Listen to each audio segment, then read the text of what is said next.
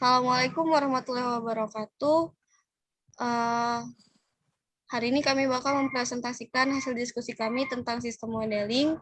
Perkenalkan, kami dari kelompok 7 yang beranggotakan saya sendiri, Rahmadina Maulia Utami, rekan saya Raffi Wardana, dan Cynthia Anggraini. Untuk materi yang pertama, kepada Raffi Wardana dipersilakan.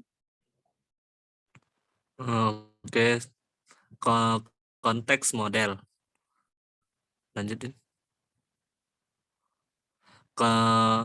Arti konteks model konteks atau pemodelan konteks mendefinisikan bagaimana data konteks disusun dan dipelihara atau memainkan peran kunci dalam mendukung manajemen konteks yang efisien.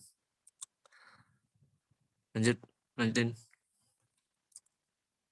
Pada tahap awal, dalam spesifikasi sistem, Anda harus memutuskan sistem batasan, yaitu tentang apa yang menjadi dan bukan bagian dari sistem yang sedang dikembangkan.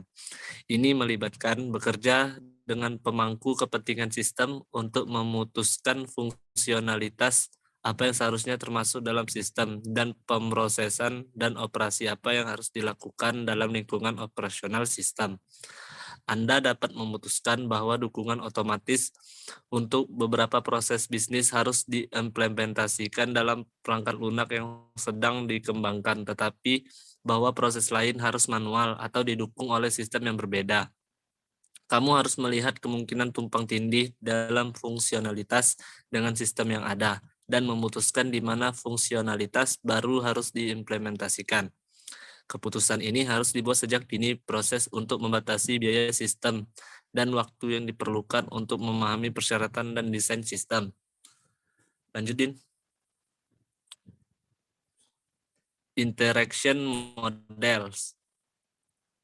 Semua sistem melibatkan interaksi dari beberapa jenis. Ini bisa berupa interaksi pengguna yang melibatkan input dan output pengguna, interaksi antara perangkat lunak yang sedang dikembangkan dan sistem lain di lingkungannya, atau interaksi antara komponen perangkat lunak. Sistem pemodelan interaksi pengguna penting karena membantu mengidentifikasi kebutuhan pengguna.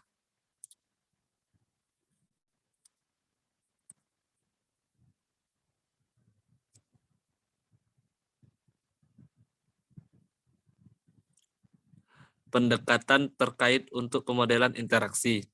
Yang pertama, use case modeling yang banyak digunakan untuk memodelkan interaksi antara sistem dan agen eksternal atau pengguna manusia atau sistem lain. Yang kedua, diagram urutan yang digunakan untuk memodelkan interaksi antara komponen sistem meskipun agen eksternal juga dapat disertakan.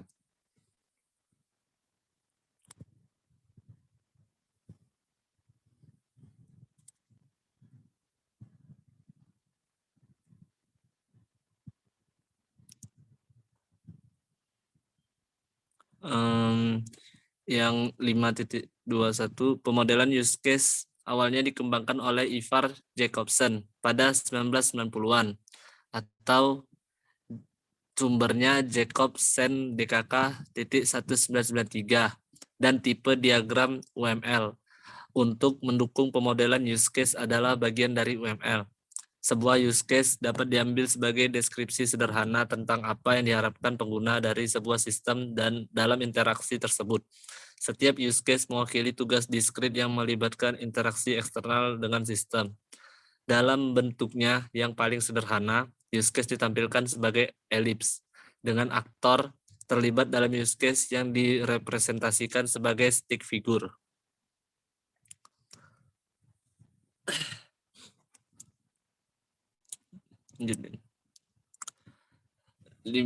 Sequence diagram. Diagram urutan dalam UML terutama digunakan untuk memodelkan interaksi antara aktor dan objek dalam suatu sistem dan interaksi antara objek itu sendiri. UML memiliki sintaks yang kaya untuk diagram urutan yang memungkinkan berbagai jenis interaksi untuk dimodelkan. Karena ruang tidak memungkinkan untuk menutupi semua kemungkinan di sini, fokusnya adalah pada dasar-dasar jenis diagram ini.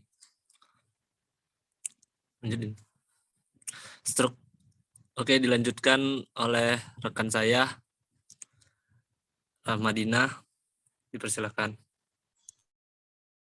Oke, yang 5.3 adalah structural models. Structural models atau model struktural perangkat lunak menampilkan organisasi sistem dalam hal komponen yang membentuk sistem itu dan hubungannya. Model struktural mungkin menjadi model statis, yang menunjukkan organisasi desain sistem atau dinamis model, yang menunjukkan organisasi sistem saat dijalankan. Ini adalah bukan hal yang sama. Organisasi dinamis dari suatu sistem sebagai sekumpulan interaksiutas mungkin sangat berbeda dari model statis komponen sistem. Oke, model struktural dari suatu sistem itu ada 3, class diagrams, generalization, dan aggregation. 5.3.1, class diagram. Diagram kelas digunakan ketika mengembangkan model sistem berorientasi objek untuk menunjukkan kelas-kelas dalam suatu sistem dan asosiasi antara kelas-kelas ini. Secara longgar, sebuah objek kelas dapat dianggap sebagai definisi umum dari suatu jenis objek sistem.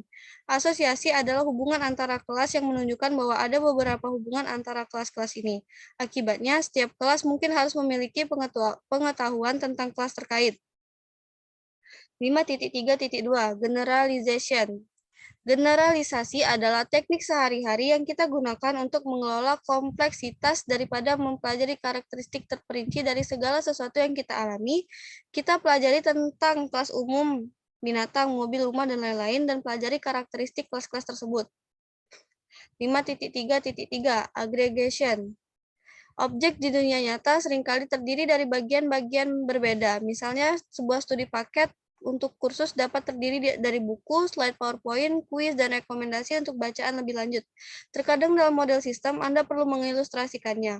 UML menyediakan tipe khusus dari asosiasi antar kelas yang disebut agregasi, yang berarti bahwa satu objek keseluruhan terdiri dari objek lain atau bagian. Untuk menentukan agregasi, bentuk berlian ditambahkan ke tautan di sebelah kelas yang mewakili keseluruhan. Behavioral models.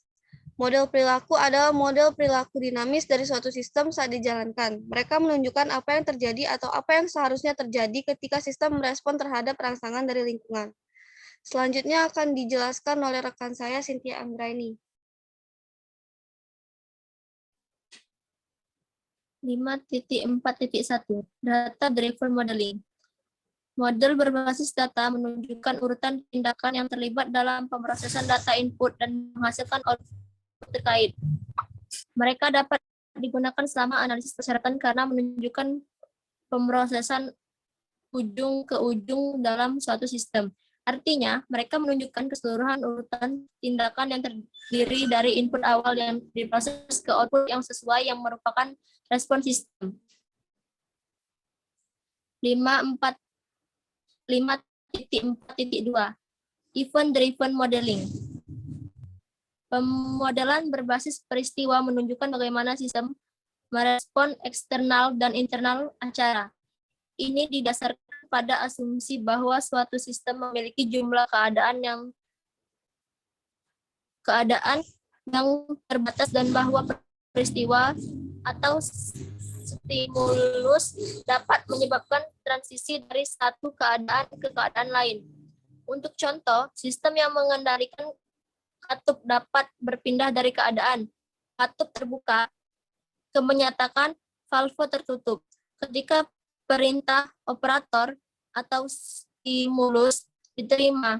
Ini pandangan sistem sangat sesuai untuk sistem real time.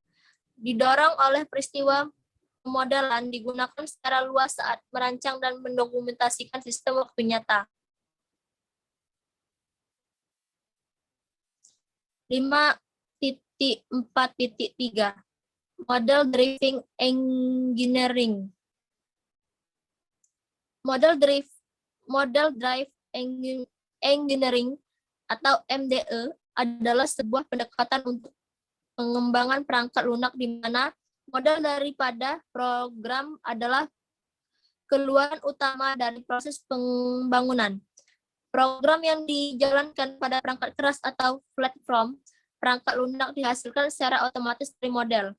Para pendukung MDE berpendapat bahwa ini meningkatkan tingkat abstraksi dalam rekayasa perangkat lunak sehingga para insinyur tidak lagi harus peduli dengan detail bahasa pemrograman atau spesifikasi dalam platform eksekusi. 5.5 Model Driven Modeling.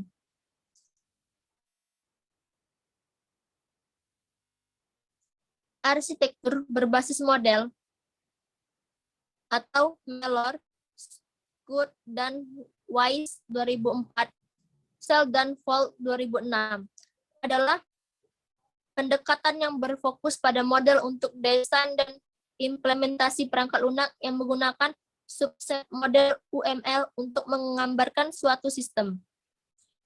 Di sini, model berbeda tingkat abstraksi dibuat dari model